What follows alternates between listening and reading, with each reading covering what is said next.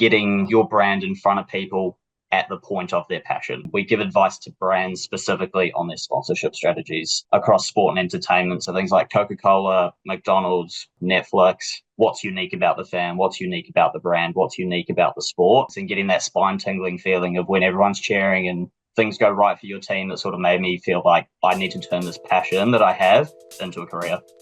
G'day guys, coming up on the show today is Sam Waring, a strategy consultant at Gemba. Sam's role revolves around advising brands on sponsorship strategies across sports and entertainment, blending together commercial and creative strategies. His expertise lies in the analytical side, which has helped high-profile clients such as Coca-Cola, McDonald's and Netflix work on their sports partnerships.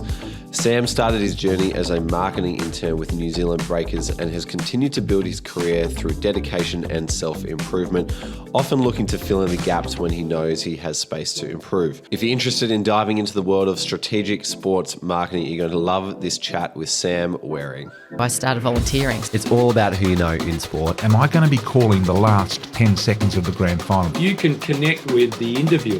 The hand goes up when they've got to make a decision. Having a network is one of the most important things you can do. I didn't necessarily follow my passion. I followed my curiosity. Once you've worked in sport, there's no going back. And then lo and behold, before I left, I got offered too. Hello and welcome to the Sports Grad Podcast, the ultimate guide to make it in the sports industry, brought to you by Deakin University, home to the world's #1 sports science school. My name is Ruben Williams. I'm an ex-Cricket Australia employee who started Sports Grad to help others get their dream job, and now it's become my own dream job. And if we're not already, I'd love to connect with you on LinkedIn or Instagram. You can go and find me there. If you've got any questions, feel free to reach out. Now, if this is your first time listening, on this show every single week I find out how people made it in the sports industry. I learn all about what they do and how they got in, so that if you're trying to figure out your career direction in the sports industry, or if you want to figure out what you need to do to get your next job in sport, then there are plenty of examples here on this podcast and inside the Sports Grad library for Sports Grad members. Now, during the week, I've been out and about, and the AFLW finals are back on at the moment. And so during the week, I wandered out to Carlton, to Icon Park, to go and see my beloved Hawks play the Brisbane Lions. And I was waiting outside the front, and I actually thought I'd partake in a little sports marketing activation that was going on there. And they had this little station set up for you to test. It was like flavored oxygen, I'll say. I don't know exactly what was going on, but there was like a little table with a stool behind it, and you could go up and hold this pipe that would blow oxygen that had some sort of flavoring inside it into your nose. And the idea was that you would breathe it in, and it would either energize you or relax you. And, you know, if you got a lot of money, maybe you got one of these at home just to kind of perk you up whenever you need. Anyway, I made an absolute fool of myself because I sat down on the stool, grabbed the hose thing that you're meant to hover in front of your nose, and I thought it was just meant to go straight up your nose. So that is exactly what I did. I grabbed the pipe, just shoved it straight up my nose, and nobody said anything. The activation staff and my friends were just kind of sitting there looking at me, laughing, too afraid to say, "Ruben, what are you doing?" Until I realized, and when I looked at the other guy next to me, I was like, "Oh, are you just meant to like hover it in front of your nose?" And they're like, "Yeah." I was like, "Oh gosh, no one can use this again after me." So apologies to the activation staff out at the AFLW running that particular activation who, had to shut it down after I shoved it up my big old beak. But anyway, that was my latest experience in sports marketing. Sam, if you're listening to this back, maybe there's an idea for your next strategy with another brand. Now, every week I like to highlight the Sports Grad community and what they've been up to. So a couple of different wins this week. First one, we have got Vinny. Vinny has just landed a role in social media with the Australasian Basketball Association. So well done to you, Vinny. And the other one goes to Nicholas Maratos, who will be volunteering at the United Cup in Sydney as part of the activations team. And lastly, another shout out goes to Fu. Fu is volunteering at the Socceroos game in Melbourne tomorrow night, or last week when this goes out. So well done to you, Fu, for continuing to put your hand up to get involved in many, many different things. Now, as always, there are plenty of jobs that are being posted. If you're a SportsGrad member, be sure to check out the job winner. There's about 30 to 40 roles up there at the moment. And events, as always, there are plenty coming up. We've got Speed Networking Pro edition coming up. We've got the Brisbane Lions coming in. We've got Code Sports coming in. So if you're interested in getting into memberships or sports journalism, look out for those events as well. And the other exciting news is meetups are on the horizon too. So make sure you look out for that and grab a ticket if you are in Brisbane, Sydney or Melbourne. But until then, if you would enjoy a quick email from myself every Friday on all the latest job openings, networking opportunities and resources on how to get jobs in sport, make sure you subscribe to the SportsGrad newsletter. Head to sportsgrad.com.au to subscribe. There's also a link in the show notes to grab it. Now, last thing I want to say is for those who have been following me on social media, you might have seen that last week I went in to give evidence for the retrial of my sexual assault case for the final time. Just wanted to say a massive thank you to everyone who's kind of reached out and offered support. It has made a world of difference for giving me strength to keep on keeping on. It's been a 5.5 year journey to get to this point, and last week was hopefully the last time I have to give evidence or have to wait to give evidence. And I definitely wouldn't have been able to make it the entire way without the support of many people in the SportsGrad community. So thank you for all the love and support in that space. But for now, enjoy this chat with Sam Waring. Have you got your eye on a future in sport? If you're ready to transform the industry, then perhaps get ready to study with Deakin and prepare yourself to redefine what it means to work in sport. That's what I did at least. Deakin's School of Exercise and Nutrition Sciences is ranked #1 in the world. Pretty cool, hey? So if you want to turn your passion for sport into an impactful career, get ready to push the limits of exercise science, sport coaching, sport development, sport management, nutrition sciences, physical education, and more. You can do it all at Deakin. Apply now and study at Deakin University. Sam, welcome to SportsGrad, mate. Thanks, Ruben, mate. Great to be here. Sam, we talk a lot about working in the sports industry, and we probably don't talk enough about the importance of company culture. And I've just been learning a bit about the Gemba company culture and what makes it great up in Sydney. Can you tell us a bit about the very competitive table tennis ladder and ranking system you've got going up there? Yeah, sure. So there's a whole bunch of boys in the office that through a number of battles, we decided that it would be great to actually build up some sort of leaderboard, some sort of challenge system so that someone can basically claim top dog status amongst us all. So yeah, we've got a ranking system amongst the 10 or 12 of us. Basically, any given day, anyone's got the opportunity to challenge someone up to 2 places above them. Should they win that match, they then move a couple of spaces up, and so on and so forth, ultimately trying to get that top dog spot. And then actually the interesting part is come Friday, no matter where you are on the leaderboard, you can challenge anybody. So you could be dead last, you haven't won a match in weeks, but you can be like, all right, I'll made it in #1, I'm coming for your neck. So yeah, it's set a really good competitive nature between the divisions, some healthy battles going on. So is it like the Simpsons glove slap? I challenge you to a duel, and then if you win, you take their spot. Yep, spot on, exactly that. That is amazing. I might have to come in on a Friday one day. And I believe the managing director Kondo is a bit of a table tennis shark. Is that correct? Yeah. He's a sly one. So he doesn't actually play ever. But conveniently, the table's located right outside of his office. So I think as everyone's going through and he's just watching games as they sort of come to life. And then a couple of months ago, we had a company-wide table tennis contest. And then out of nowhere, absolute smoky, he came through and blasted everyone. So I think he'd been keeping an eye on everyone's playing style, tactics, and sort of what would work best against them to take #1 spot. Nice. So good on him. No doubt he'll be very happy with that. Mate, let's dive into learning a bit more about you and your role. We like to start these sessions with a few quick-fire questions. So got a few to kick it off. First one for you is, what inspired you to work in sport? Yeah, I think it's probably something that everyone here has got a little bit of a knack for. Is just that bringing everyone together component was something that really, really resonated with me from a super young age. I think sport holistically was something I was always super passionate about, participation being sort of the key gateway to finding why and how much it meant to me.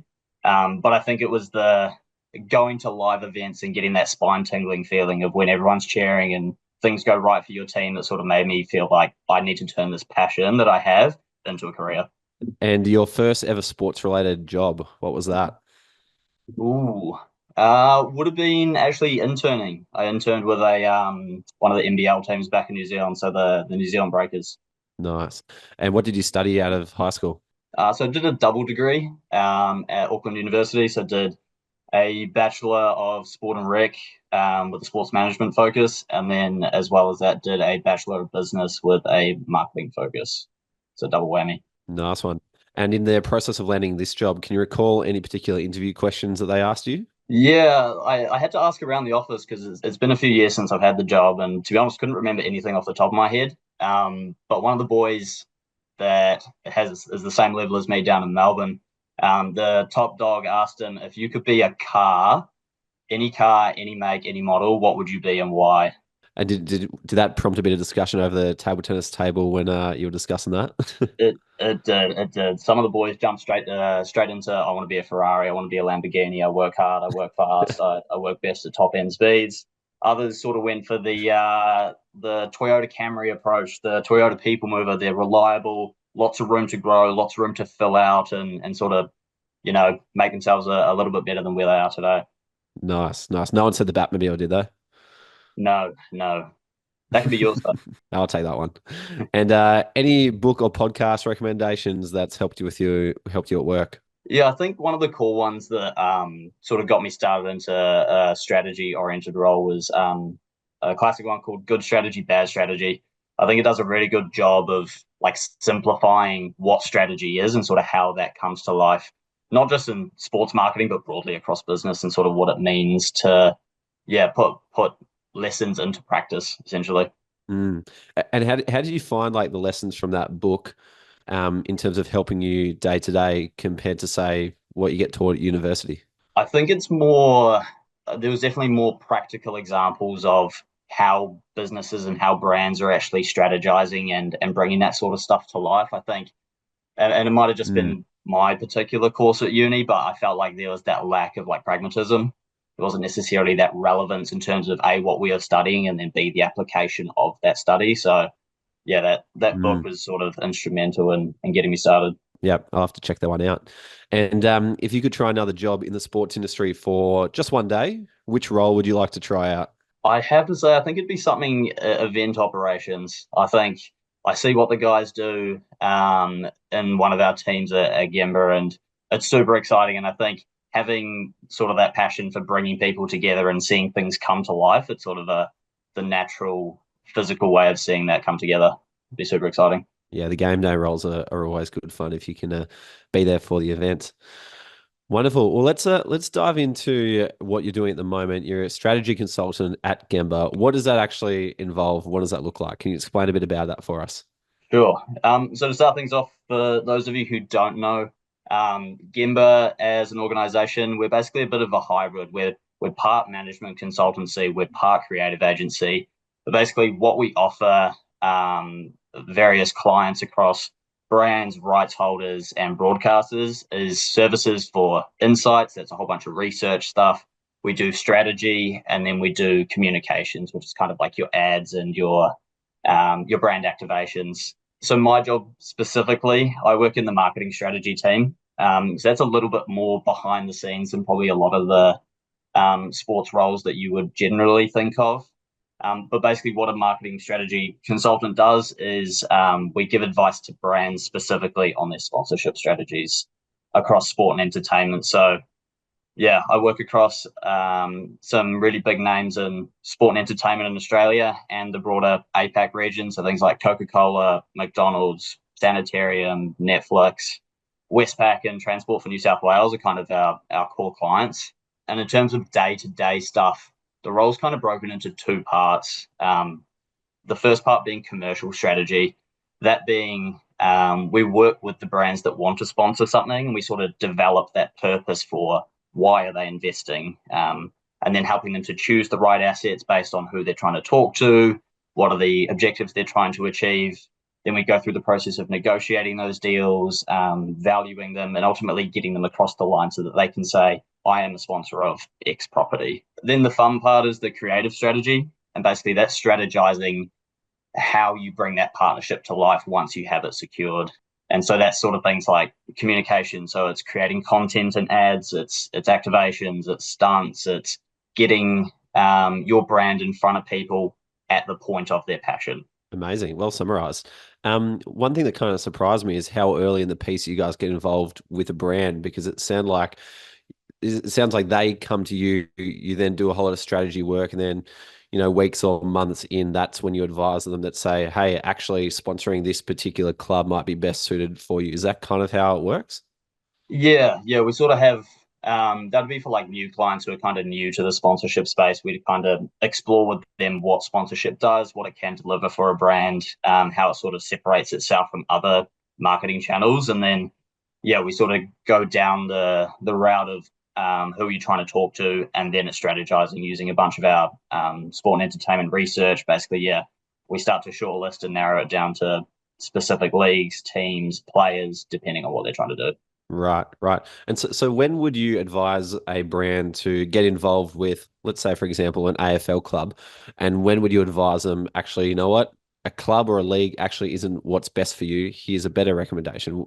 How do you differentiate the two? Yeah, I think it's an interesting one. I think it really depends on what the brand is trying to achieve. I think the likes of league partnerships. So if you're partnering, whether it's with a team or with the league itself, those assets do a really good job of delivering awareness, because they just naturally have a really big fan base, have a really big audience of people that you can put your logo in front of, you can put, ads in front of that speak and resonate to the passion that certain people have for a particular sport or club.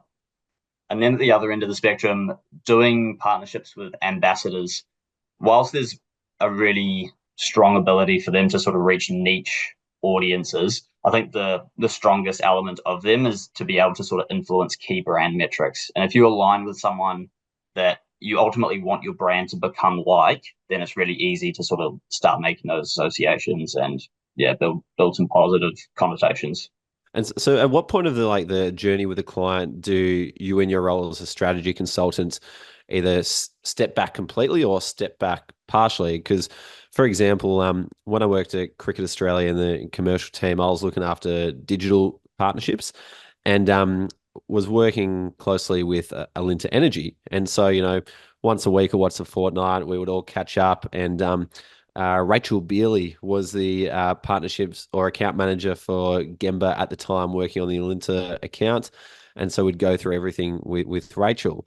But her role was a account manager. We probably, or at least from my point of view, didn't get to meet the equivalent of yourself at the time. So at what point does your role kind of step in and step back? So we'd sort of step in once we're going through the motions of trying to find the right asset, and then doing the valuation part, doing the negotiation part, getting that deal over the line.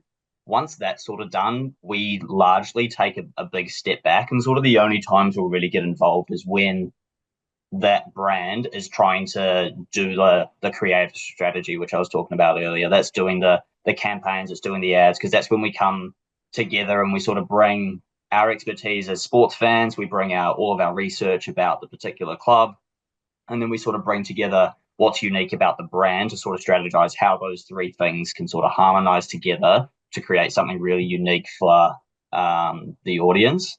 Once that's sort of done, and then once it becomes purely executional, we really take a step back. That's all the account management guys, that's all the events guys. They do all the fancy stuff and make us look good. Nice one.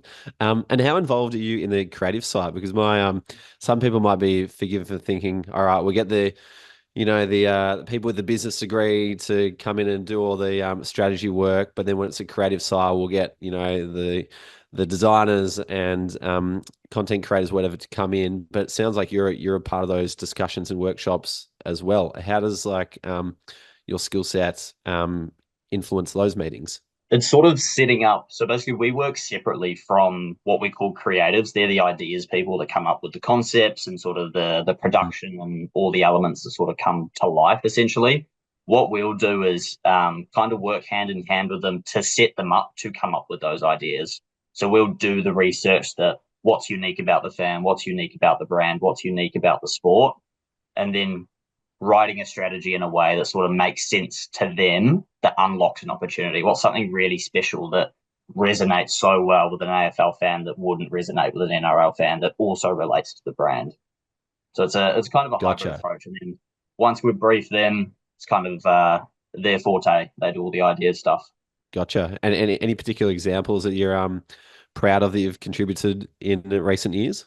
Recent years played a big part in Transport for New South Wales's portfolio. So they've got 4 sponsorships. They've got 4 club deals across cricket, AFL, football, and NRL. And so we sort of work in tandem with them to create road safety messaging. To what they're trying to do is basically use sponsorship as a channel to save lives on roads all across New South Wales. So I think it's a really meaningful partnership and something that is unique across all of those passion points that are super prevalent across New South Wales. So yeah, really proud to have worked on that. Nice one. Amazing. For anyone who hasn't seen them, definitely go check them out. Tell us a bit about how you got to this point. You mentioned you were studying a double degree back in Auckland. What sort of happened for you to leave Auckland and university to get to where you are now? What were the steps in between? Yeah, so as mentioned, I did an internship with the Breakers. I also did another internship with Gemba when they had a New Zealand office. So that was sort of the real eye-opening moment that I really wanted to work in partnerships, and I also really wanted to work on it from a brand perspective. So working with them, yeah, real eye-opener. Once that finished, didn't manage to land a role in sport in New Zealand, so I ended up working for a really big retailer. Worked my way up from coordinator across a whole bunch of campaign type stuff. Eventually ended up leading some category level marketing. And then the role came up in Sydney for the marketing strategy consultant role. And that was sort of exactly spelled out as exactly what I wanted to do. That was something I've been pursuing for a while. So applied, didn't actually end up getting it the first time around.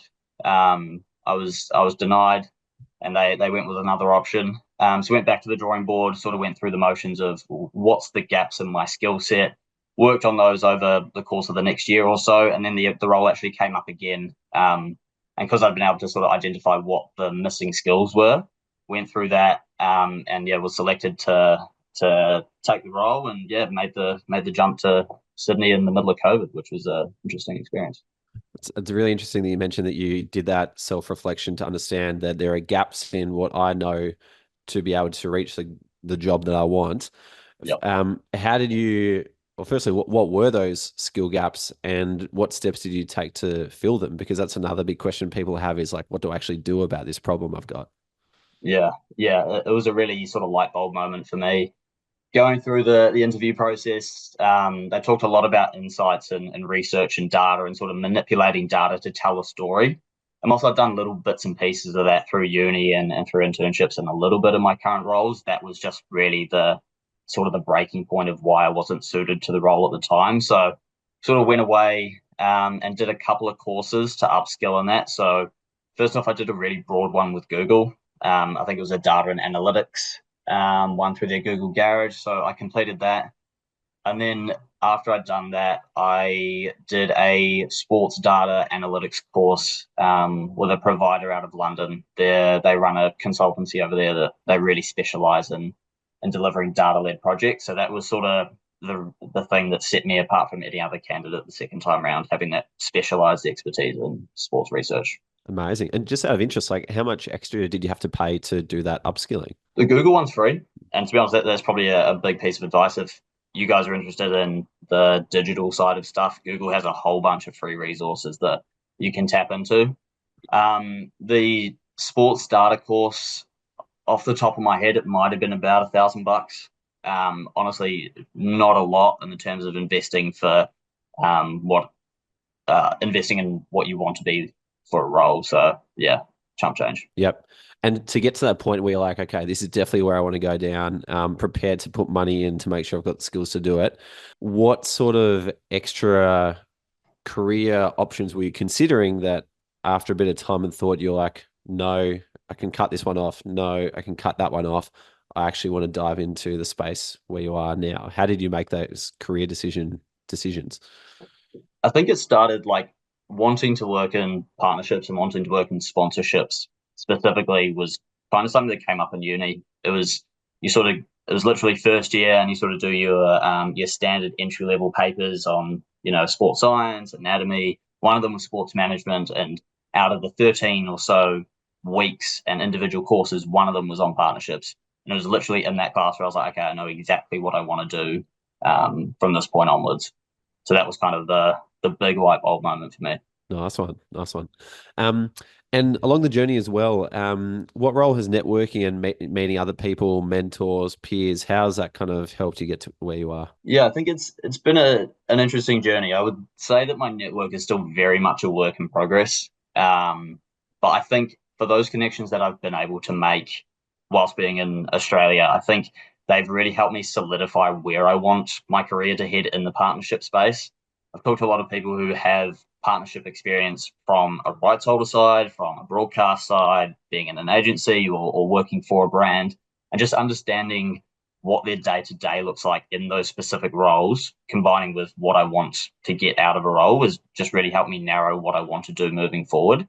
Obviously, that's not a deal breaker, but I think it's really helped me solidify what are those key skills that I need to keep on developing in order to keep pursuing this path of what I want to work on. So having those conversations kind of gave you a full view of the industry and the space you want to be in to know what you need to do next. Yeah, exactly. It was kind of like, I know that from a brand point of view, what you'll be doing is executing campaigns, working on the marketing strategy, that sort of stuff. Whereas if you're working for a rights holder like the AFL or like Cricket Australia, in partnerships, it's sort of two ways. It's either you're doing the commercial and you're doing the sales element of selling that property, or you're doing the executional level stuff with the brands who are sort of coming to you with pre-approved ideas, and they just need your help to execute them. When you were making the jump from New Zealand to Australia, once you had arrived in Australia and you were starting to get on the job hunt and think about working in sport over here, what sort of challenges did you come up against? And were there any sort of problems that you realized are inherent with the sports industry that perhaps other people should be aware of before they start their journey? I don't think it's anything new, but I just think the sheer amount of competition for roles, I think it's well known, and I think Sportsgrad has done such a great job at promoting the fact that working in sport is a reality and you guys can actually do like that sort of work for a living. So I think it is just the competition that was kind of the really eye-opening thing for me. Knowing how many people applied for the role that I was after, knowing the types of people that went after it. It's kind of a bit of a humbling experience. Amazing, mate. I'll pay you later for that. Well, guys, we're going to throw it open to questions from everyone in just a sec. But Sam, have there been any pinch me moments from your time at Gemba or in sport more broadly where you're like, I feel so lucky to be where I am right now? For sure, there's been a few, but I think the one that really sticks out to me was I'd landed in Sydney maybe a month before this happened. I started working for Gemba, and it was like the first couple games of the AFL season. And we got invited along to a corporate box for the Sydney Swans. So I was like, this is fantastic. This is like exactly what I want to see. This was my first experience with AFL as well. So had watched a couple games, didn't really grasp the rules, but I was like, cool, corporate box is, an epic way to sort of see the sport to life. Little did I know this was also the game where Buddy Franklin was potentially going to score 1,000 goals. So not only did I end up in a corporate box with all these people, drinking free beers and having free food, but I ended up running on the pitch with 40 to 50,000 other people and experiencing probably something that won't happen again. So that was a really special pinch me moment to try and explain to friends and family back home what I was now doing. Mate, I can't over exaggerate how good that moment is in the context of everything that's ever happened in sport. I can see Dylan just beaming through because he knows how fond of Buddy Franklin I am. But I've been to FIFA World Cups, Cricket World Cups. Buddy Franklin's my childhood hero. For him to kick 1,000 goals was incredible. And for that to be your first ever experience of AFL, I'm sorry, but you should have stopped right there. Don't ever go to another game again, because it will not ever get better than that. I did say that. I did say that. It's been something that I don't think we ever get told. So, yeah, very, very grateful. What would be the equivalent in New Zealand of something like that happening? I don't think it would be like a scoring milestone, but I think it would be something like the All Blacks winning the World Cup or something like that, and being able to go on the pitch and basically be with the team as they celebrate. It's something that's just like super instilled in like a particular community, which AFL was, and obviously for Buddy, such a momentous occasion. Yep, it's just good to know that his kids wear Hawthorn jerseys these days. So we'll hang our hat on that. Awesome, guys. Well, if anyone's got a question for Sam, feel free to take yourself off mute and fire away. Yeah, I've got a couple, Rubes. I'll jump in. I can't believe your first game was that Buddy Franklin game. I had a Bucks party and couldn't go. I was spewing. Incredible. Mate, you missed out. You missed out. It was phenomenal. I know. I've got a couple for you, Sam. I work in a similar role to you, so that's why this was quite appealing to me, actually. I'm an OMD, by the way, mate, in the Create team, so it's pretty similar fields. Mm-hmm. I probably work with my Sydney team a little bit on Macca's potentially as well. Yep. The first one's more of a personal one. Like, how's Andrew Condon to work with? He's obviously a bit of an industry leader. Yep. Like, he puts a lot of stuff out there. He's very intelligent. What's he like in person? He's great. As a fellow Kiwi, I sort of have a little bit of innate bias, but if you're familiar with any of Gemba's values, so we talk a lot about discipline, we talk a lot about empathy. He embodies those like as much as you can. He is like the most people-friendly leader I think I've ever been around. And for someone who is a global managing director, he is that accessible. I can walk over to him, as I did last week, and be like, hey, I've got this thought. Can I run it by you and see what you think, given all your experience? Honestly, can't talk highly enough of him. He's great. That's so awesome. I'd love to meet him one day. Seems like such a good dude. But on the work front, mate, the biggest issue we tackle at OMD, and you probably have the same issues, is Gen Z, yeah? Because they're consuming media so differently. A lot of Gen Zs consider themselves sport fans, but never watch a full football game, NRL game, AFL game all weekend, but they're up to date. So trying to hit these guys with your brand messaging is so difficult in today's world.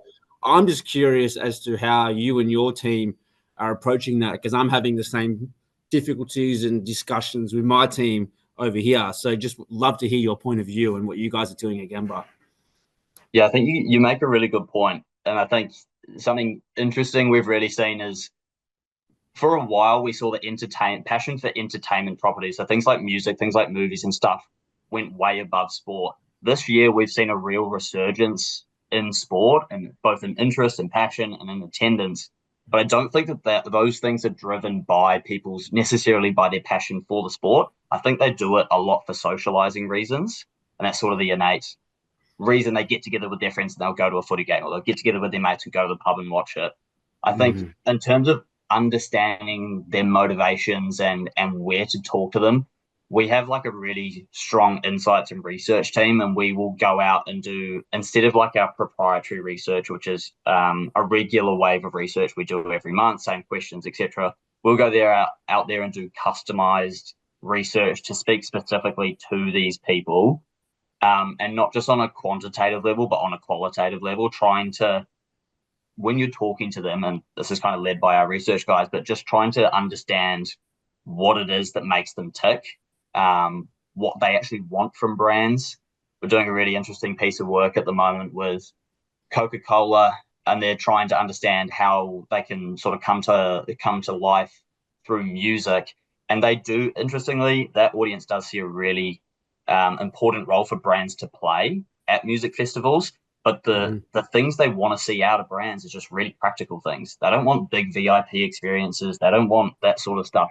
What they want is like charging stations. They want a first aid tent. They want simple, accessible things that is just going to be minimal contributions to make their experience that much better. So I think in order to really unpick it, it would be that first party research, and just talking to them firsthand.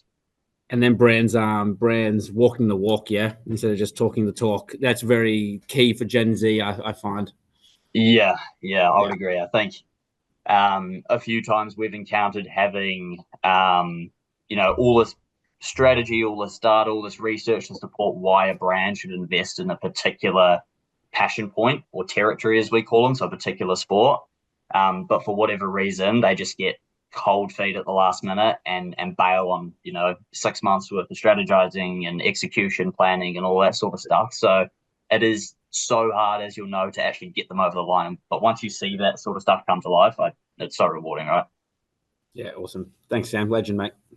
Thanks, mate. Good questions. If I could just go back a step to Andrew Condon, I've always wanted to ask about his LinkedIn posting theme of Thursday thought starters. Is that a topic of discussion around the office? How did he come up with it? Has it led to anything? How's it received internally as well? Interestingly, it's not something he debates or brings up with the team ahead of time. I don't think he's done one for a little while. But this is purely his diary, basically. This is his brain at work and going out there and challenging. But once he's posted them and once everyone in the office has sort of seen it, it's the lunchtime discussion of whether he's right, whether we agree. More often than not, we do. Just keep on his good side. But yeah, it's not something that's sort of broadly discussed within the business. But there are some interesting takes in there.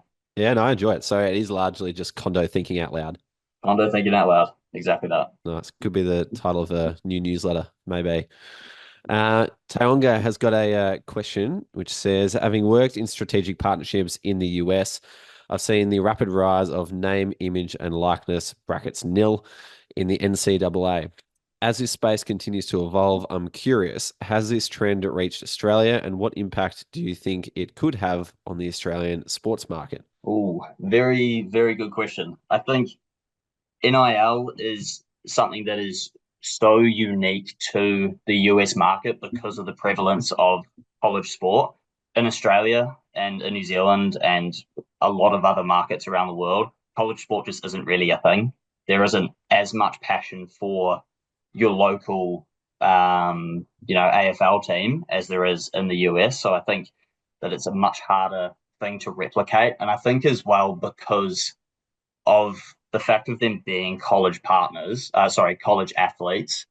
they can't get compensated in other ways, i.e. they can't be paid by the universities. I think that might be changing though in the near future. But so NIL is basically a way for them to be able to be remunerated for the work and that sort of stuff. Here, we don't have, because there is no existence of a college market, the only athletes that sort of make it to the stage where they are professional, they are being paid by a club. They're being paid by, whoever they play for. And then naturally off the back of that, they can do like ambassador deals and the like with, brands who want to work with them and align with their values. All right. Next question is from Jake. Hey, Sam, at Gemba, do you provide the primary and secondary data to your clients, or do you work collaboratively with them to work out strategies?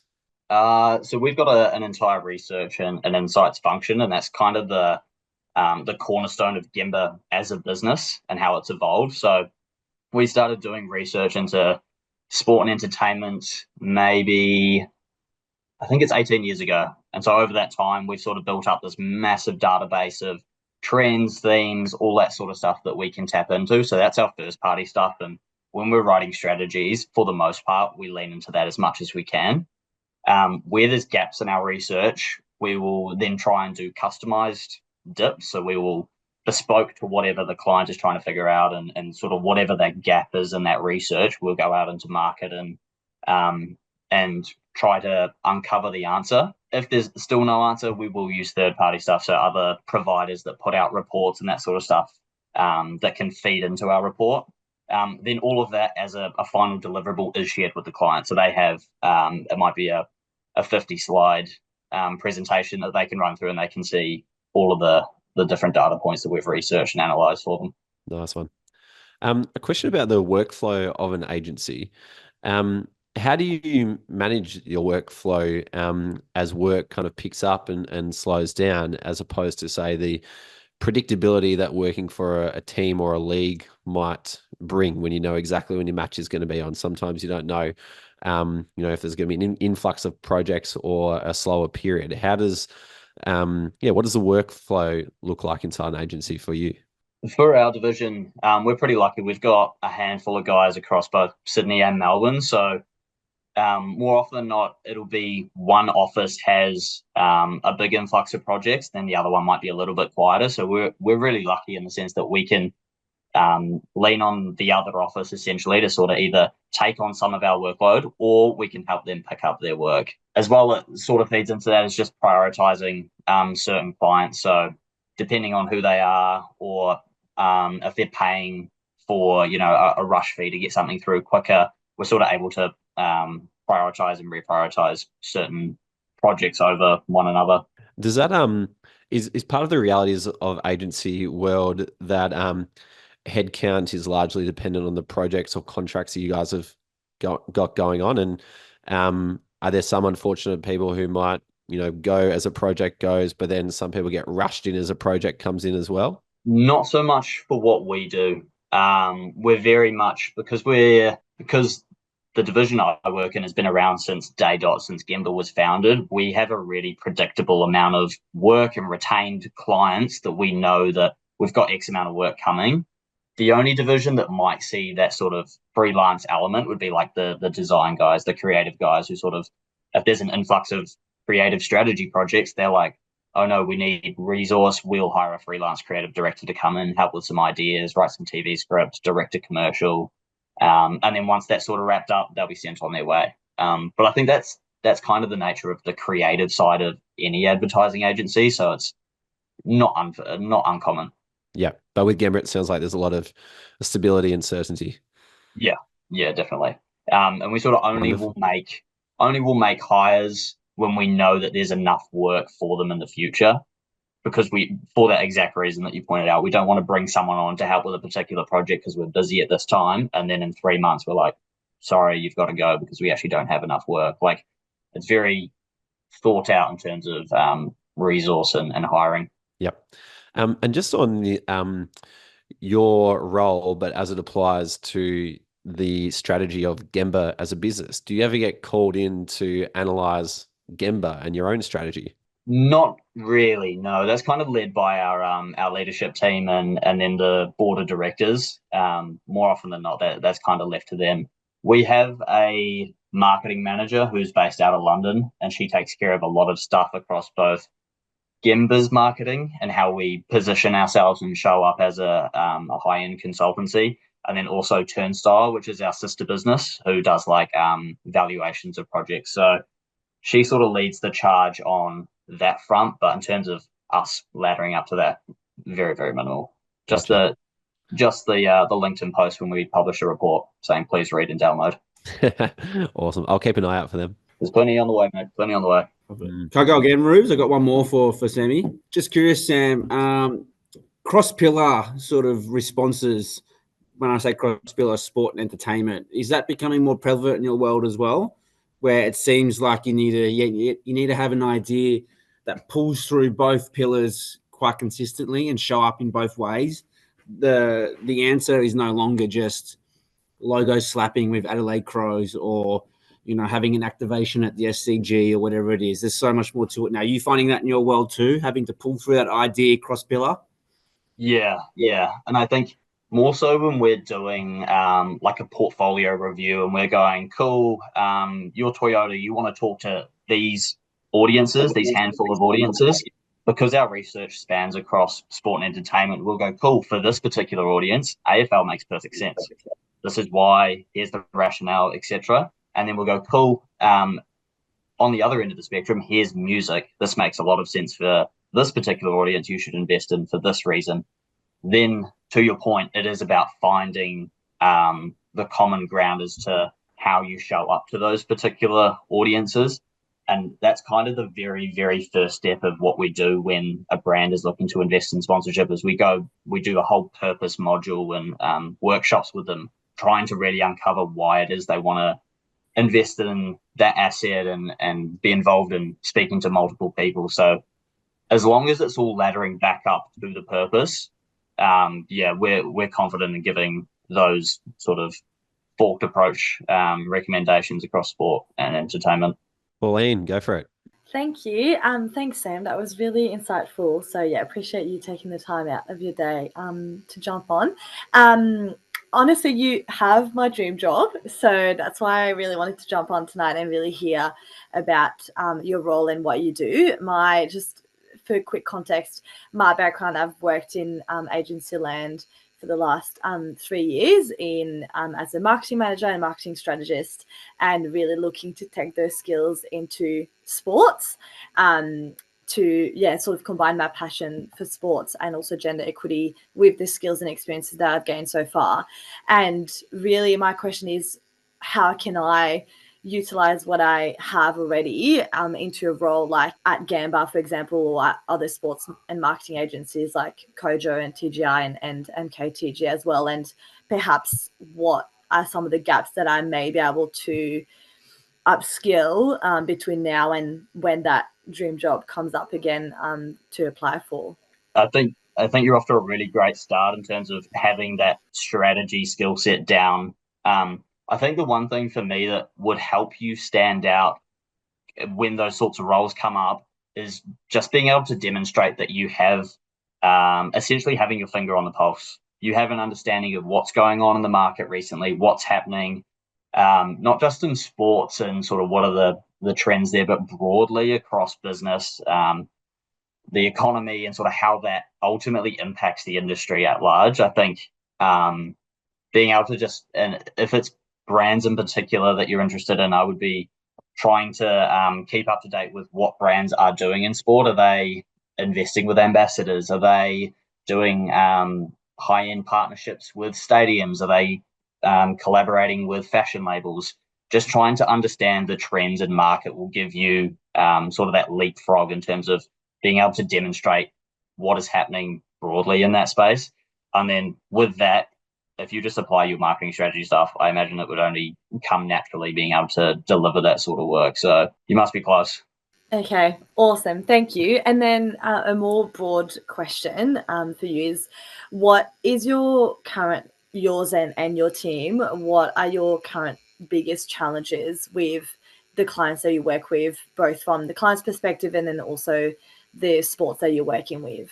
Kind of what I already touched on with Dylan's question. But it is being able to convince those brands that all of this data makes complete sense for you to do this. It's just getting them over the hump. That is the biggest challenge. Like, there's been a number of occasions where we've written strategies over the course of a year, which is a really, really long time in delivering a strategy. Said, this makes perfect sense for your brand. Here's why. Here's the rationale. Here's deeper, customized research to again make that point, and they still just won't do it. And I think that is maybe something that needs educating among like brand managers who aren't expertise in sponsorship like we are.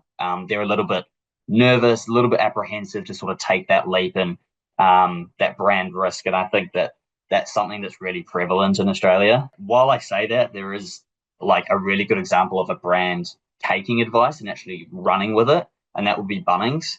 Obviously, they've done a whole bunch of stuff in recent years with NBL, with AFL, and then obviously they did their Bunnings Brave. That's sort of like the epitome of taking the advice that we've given and actually putting it into practice. And they've just seen some really great results off the back of that. So the proof is in the pudding. There's wins to be made, but basically if they're not too scared to do it, they'll do it. Yeah, awesome. Super interesting. Thank you.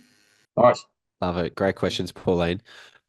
Just going back one step, Sam, on the topic of keeping your finger on the pulse and up to date with industry trends. Does that ever come up when you are interviewing new members of the team at Gemba, or did it come up in your interview when for example, will someone ask, what do you think about this recent deal that recently happened? Is that something that gets included in those conversations? I think so. I don't do any of the hiring stuff, but I believe that does come up in terms of asking them, what is your favorite trend right now in the sport and entertainment space? What is your least favorite trend right now in the sport and entertainment space? I think, just being able to demonstrate that not only do you have a passion for sport, but you actually understand the implications of what that means to work in the space as well. Got it. Very useful to know. Question from Sophie. Whilst we're on the topic, a little plug. I write a newsletter each week that goes out from the head of my division called the Gemba Three-Peat. Basically, that is the three biggest stories in sport each week, and that is a summary of whether it's a new deal, whether it's a cool activation, whether it's something, and then we kind of try and add in a layer of Gemba insight in our research to sort of have a point of view on what it is or what makes it unique. So if you're looking to keep your finger on the pulse, please sign up. Makes me look good. And where can people find that?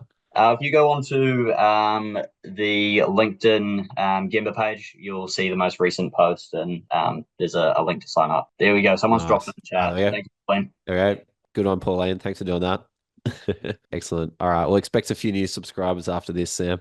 Looking forward to it. Question from Sophie. She says, "Hey, Sam, I was just wondering what made you decide to enter your role as part of an agency rather than for a team, league, or sport? And what do you think the advantages are of working in an agency rather than for a team?" First part, choosing an agency over a league or a team. I think my internships that I did throughout uni, so with the Breakers team and then with Gemba itself in New Zealand, it sort of helped me open my eyes to what type of work they each do. And I found that project-based stuff and the variety was kind of what made me tick.